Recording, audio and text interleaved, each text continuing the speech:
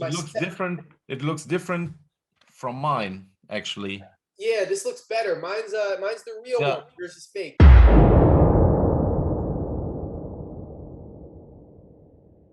Who are the other folks you know that work with the SPs and all that stuff? Because I don't know anybody, you know, anymore. Everybody I know, I speak for the dead.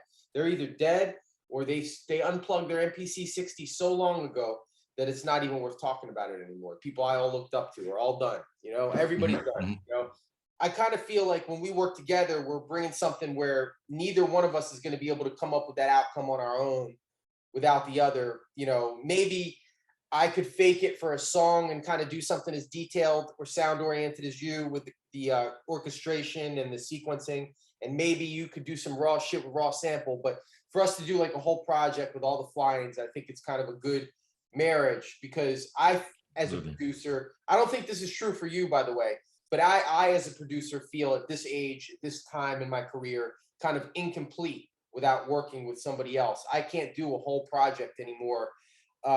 Because the fire that lit me through 15, 16, 17 albums and all those beats, it's not gone, but I just don't have that inertia anymore to do like a whole instrumental album like Custodian does or something. So our working together is what makes it possible for me. With the exception of Custodian, I think I've worked with you the longest collectively in my whole music career. Okay, wow. From the beginning, right? So if I started doing my first record was 93, Speak of the Devil, I had started that whole adventure with Neff and the other guys, the Mighty Buddha Heads, like 92, after already trying to shop my own solo demos two years or so, right? So for 92 on, I was working with Kippy, my producer, from 89, 90 to like 91. Another guy. Then I'm working with Neff as the Mighty Buddha Heads, and we're working with various producers for about 4, 5, 6 years. Eventually, I start working with Tony D, you know, 97. 98, 99, all the way clear through till like his death. Like, and you know, and the last thing we worked together was 2007 was the last project. I remember that very well. The day he died, we had been talking on what was it, AIM back then. AIM. You remember? Yeah. I already had known you, and it was just such a shock because it wasn't a health thing; it was an accident. So everybody was shocked by it.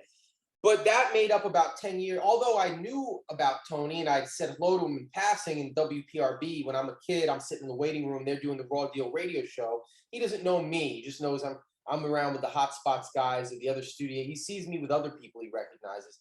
We don't really start working together until I'm in my early 20s, like 96, 97. So I worked with him for about 10 years before he passed, right? And so then 10, 11, he passed in 2009. But I've been working with you since like 2007. So at this point, I've worked with you longer than I worked with Tony, you know? And so when we come out and talk, I just kind of want our viewers to know that even though you're not like the face of a lot of these releases, we've truly been working and organically collaborating together from across the world for longer than I worked with many people in my own career.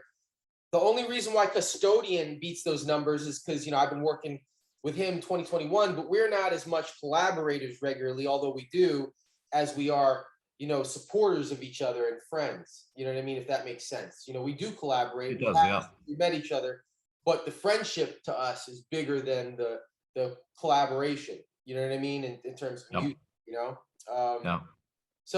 So that's, you know, for some context for the people that are watching, that's how well we know each other. That's how long we've been working together. You know, it's not just it's a minute, yeah.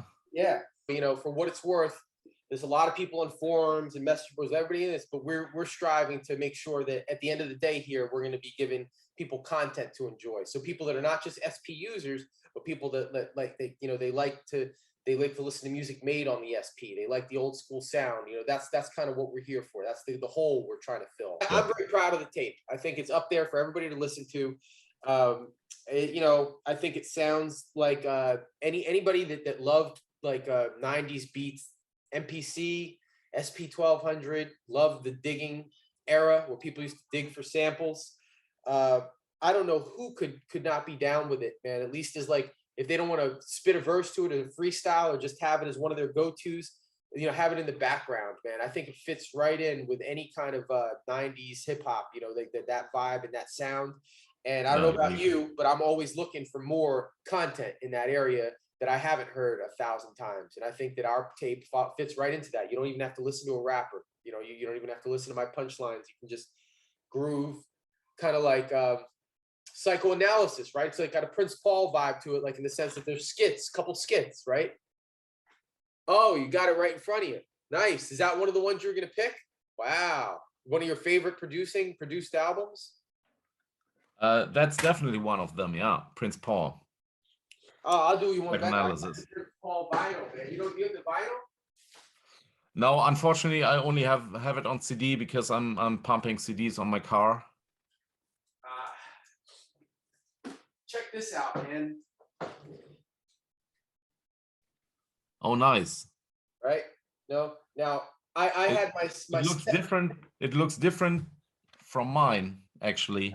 Yeah, this looks better. Mine's the real one. Yours is fake. Yeah, this is the one that was released in the stores back in the day of issue. I don't know if that's a re-release or something else that you did, but then there's this. Yeah, I just wanted to show you my Pete Nice solo album. Oh, nice. No, I didn't really want to show you that. I gotta find this guy. Yeah, here we go. Look. I had a nice. Prince Paul was a very nice guy, man. I had a real nice conversation with him once in Berkeley, right? You know, yeah. And I brought my Stet album with me for him to sign. I knew he was going to be there at the record store. It was like me and only a couple other guys. And man, I put my Stet album on top of the car that, you know, that my wife's car. She dropped me off to run in there, and then she drives off with the Stet album on there. And I didn't remember that I put it on there, and I have him sign this fucking album instead of my Stetsasonic album. You know what I mean? I buy this there to have him sign it. Another one of his instrumentals. But yeah, Prince Paul's the man, yo. I have to admit, I don't know that one. It's one of his instrumentals from the mid 2000s. But I'll tell you what, man, that dude is a class act, right? Yeah. He's 50 years old when I met him. He's probably almost 55 now, and he's in great shape, super positive. Yeah, he's a nice guy. He's a nice guy. Really great. He gives such a great impression as a person. Like, he actually sat and took the time to talk to a fan for a few minutes and tell me the stories about, like, I used to know Diz Rosario. I used to battle on the Battle Network, and he used to do all these battles back in Philly at the time. And he was associated with the release of Prince Amongst Thieves. You know what that one is? Prince I do. Okay. I got it. Yeah.